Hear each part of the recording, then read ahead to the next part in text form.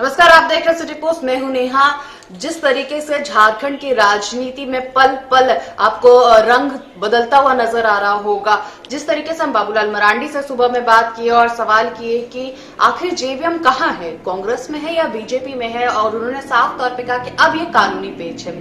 कानूनी पेच क्यों बना है, आइए जानते हैं जिनकी वजह से बना है। प्रदीप जी, आपका स्वागत है।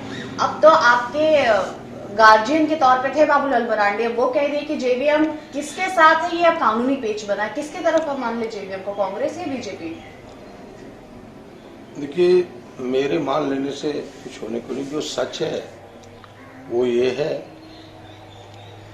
कि 2 दिन पहले झारखंड विकास मोर्चा पूरे प्रदेश के तमाम कार्यकर्ता इकट्ठा हुए और राजनीतिक हालात पर थोड़ी चर्चा की, राज्य की हालात पर चर्चा की, पार्टी की अंदरूनी बातों पर चर्चा की और पार्टी के मुखिया के जो रुख है उस पर भी लोगों ने चर्चा की। और चर्चा के बाद इस निर्णय पर लोग पहुंचे कि नहीं, अब पार्टी का विलय कांग्रेस में करना चाहिए।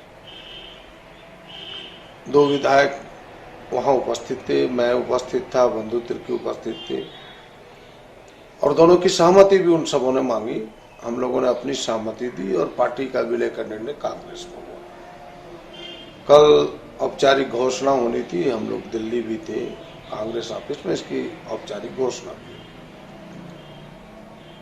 और हम लोगों ने विधानसभा अध्यक्ष के सामने अर्जी भी दी है कि भाई हमारा मर्जर वैध है, क्योंकि दावा सभी कर सकते हैं कि हमारे पूरे राज्य के मेंबर मेरे साथ हैं, लेकिन जिसको काउंट किया जा सकता है, जिसकी गिनती की जा सकती है, जो कानूनी तौर पर देखा जा सकता है, वो जो बॉडी होती है, लेजिस्लेटिव बॉडी जिसे कह सकते हैं, विधायक दल खास करके झारखंड के परिप्रेक्ष्य में, वो हमारे 3 हैं और 2/3 हम लोग एक तरफ मर्ज कर रहे हैं।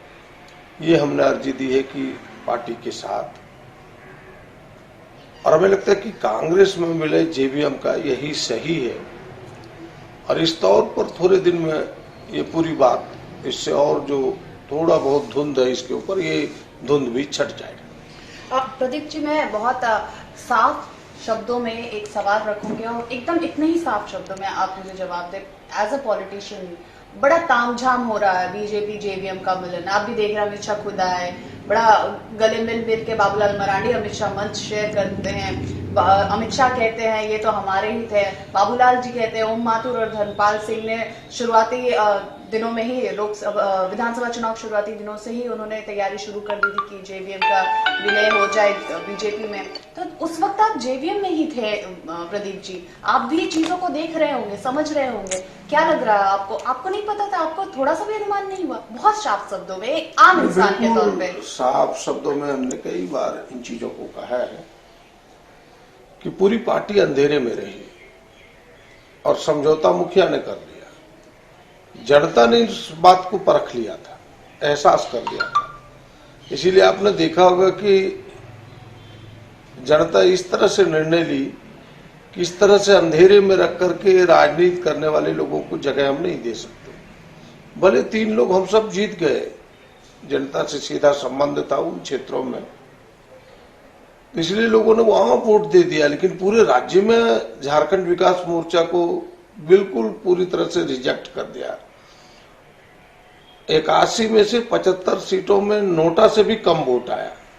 यह बता रहा था कि लोग समझ गए थे कि बाबूलाल जी गुप्त समझौता कर चुके हैं भारतीय जनता पार्टी से, और भारतीय जनता पार्टी के प्रति गुस्सा था पूरे राज्य में, वह गुस्सा जेवीएम पर भी उतर गया। हम सब अंधेरे में रहे, लेकिन थोड़ी बहुत तो एहसास होता है, लेकिन अंतिम समय में जब एहसास हुआ तो उसके कोई उपाय नहीं थे। और आज मैं आपको बताऊं कि जिस तरह की बातें सामने आई है, खुद कल जब मंच से बातें सामने आई तो ये बातें और स्पष्ट हो गया कि झारखंड विकास मोर्चा ने समझौता कर लिया था भारतीय जनता पार्टी से, और वह धीरे धीरे रिफ्लेक्ट हुआ और कल वह पर्दे के सामने आ गया जो पर्दे के पीछे था।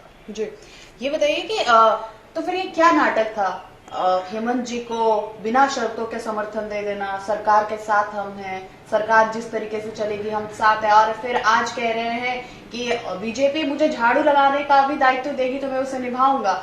ये बाबूलाल जी वही है ना जो कहे थे कि बीजेपी को हम झाड़ू से सफाई करके निकालेंगे झारखंड में। बाबूलाल जी के बारे में बहुत कहना ठीक नहीं होगा। एक लंबे समय तक हम लोग साथ में काम किए हैं और नहीं, मैं नाटक के बारे में समझना चाह रही हूँ क्योंकि ये आम लोगों की भाषा में नाटक चल रहा है सर। अब नाटक कहें या ड्रामा कहें, जनता इसे समझती है, आम लोग इसे समझते हैं और मेरे कहने पर वो नाटक बनेगा ऐसा नहीं है। जिस रूप में आप प्रकट कीजिएगा जनता इसको, आम लोग इसे समझ जाएंगे और उसको समझ रही है। और हमें नहीं लगता कि बहुत जोर जोर से कोई बात कह देने से झूठ सच हो जाता है। झूठ झूठ ही रहेगा, सच सच ही रहेगा। धीरे से भी कहेंगे तो सच उतना ही मजबूत रहेगा। सच को कोई झूठला नहीं सकता, झूठ को कोई सच बना नहीं सकता। बस इतना ही इस पर कह सकता। तो मुझे बताइए, फिर बंधु जी और आपको पार्टी से निकाला जाता है, आप पार्टी छोड़ते नहीं हो, निकाला जाता है। बंधु जी पे ये आरोप लगा दिया गया कि वो पार्टी लाइन के खिलाफ गए, आपके ऊपर पुराने आरोपों को निकाला गया।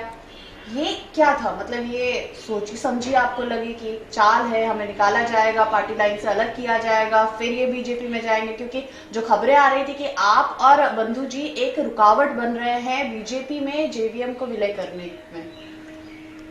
देखिए, हमें लगता है कि इन चीजों में दम नहीं था, केवल ये आईवास था। लोगों को लगे कि भाई पार्टी एक तरफ है, केवल दो विधायक एक तरफ है, ये दिखाने का प्रयास था। जबकि सच ये नहीं है।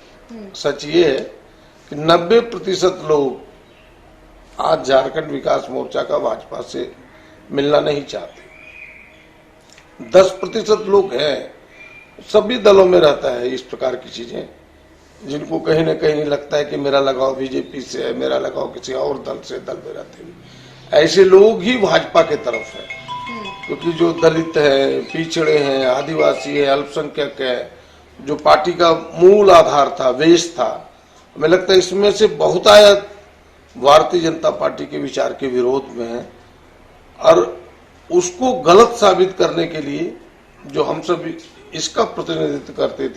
चूंकि मैं दिल्ली में लगातार काम करती हूँ, दिल्ली में झारखंड बिहार देखती हूँ, जो वहां से खबरें उठी थी वो यही उठी थी कि बाबूलाल मरांडी को एक महत्वपूर्ण पद दिया जाएगा जब विलय हो जाएगा। तो पहला सवाल तो मेरा ये रहेगा कि क्या पद एक बाबूलाल जी के लिए, क्योंकि बड़े कद के नेता हैं, एक पद के लिए वो विलय कर रहे हैं बीजेपी में, ऐसी क्या मजबूरियां रही कि उनको ये एक स्टेप उठाना पड़ा? क्योंकि मुझे लग रहा था कि 3 विधायक वो जीत के लाते हैं, 2014 में भी उनका प्रदर्शन उतना खराब नहीं रहा है, इसके बावजूद ये स्टेप क्या आपको लगा कि ये उचित है? देखिए, वो पद के लिए गए हैं कि राज्य की सेवा के लिए गए हैं कि राज्य में परिवर्तन के लिए गए, ये थोड़े दिन में आपको दिख जाएगा। मेरे कहने की भी जरूरत नहीं होगी। और हमें लगता है कि आपकी प्रश्न में ही इसका उत्तर छिपा हुआ है। और मैं अपने से कहूं तो लगता है कि थोड़ा ज्यादा हो जाएगा, लेकिन वक्त का इंतजार कीजिए, वक्त गुजरेगा, इसका उत्तर अपने आप मिल जाएगा। चलिए, मैं आखिरी सवाल, और ज्यादा आपका समय नहीं लूंगा। कहाँ देखें हम जेवीएम को संवैधानिक तौर पे? क्योंकि आप इलेक्ट होकर विधायक दल के नेता बने थे, एक कॉन्स्टिट्यूशनल प्रोसेस होता है, एक कॉन्स्टिट्यूशनल पोस्ट होता है, उस पोस्ट को आप होल्ड कर रहे थे और एक दिन आपको पता चलता है रातों रात कि आप उस पद पे नहीं है, और फिर आपको, बंधु जी को कह दिया जाता है आप पार्टी से भी अलग हो चुके हैं, आप पार्टी में आप आए भी ना। तो सब कुछ कुल मिला के आप रातों रात ये चीजों को देखते और बदलते और अपने पद को बदलते हुए देख लेते। सबसे पहले कि आपने इस चीज को कैसे पचा लिया, क्योंकि एक आम पॉलिटिशियन इस चीज को पचा ले वही बहुत बड़ी बात होती है, और उसके बाद फिर ये फैसला लेना कि कांग्रेस में अब जाना उचित होगा। क्योंकि आपने शुरुआत में ही, जैसे ही विधानसभा का रिजल्ट आया, आपने कह दिया कि हम अब सरकार के साथ है, उसके बाद आपका कांग्रेस में जाना। कुल मिला के क्या हम देखें, संवैधानिक तौर पर हम जेवीएम को कहाँ देखें? देखिए, मेरी नजर से अगर आप देखेंगे तो जेवीएम कांग्रेस में है। 10 शेड्यूल की नजर से भी देखेंगे तो जेवीएम कांग्रेस में है। लेकिन पूरी तरह से अगर आप इसे स्पष्ट करना चाहते हैं कि न जेवीएम कहाँ है, तो थोड़ा इंतजार करना होगा। माननीय स्पीकर जी के पाले में गेंद है। जल्दी ही फैसला आएगा कि भाई कौन सही कौन गलत है। जी, तो ये हमारे साथ थे प्रदीप यादव जी, विधायक दल के नेता थे, विधायक हैं, कांग्रेस में शामिल हो चुके हैं।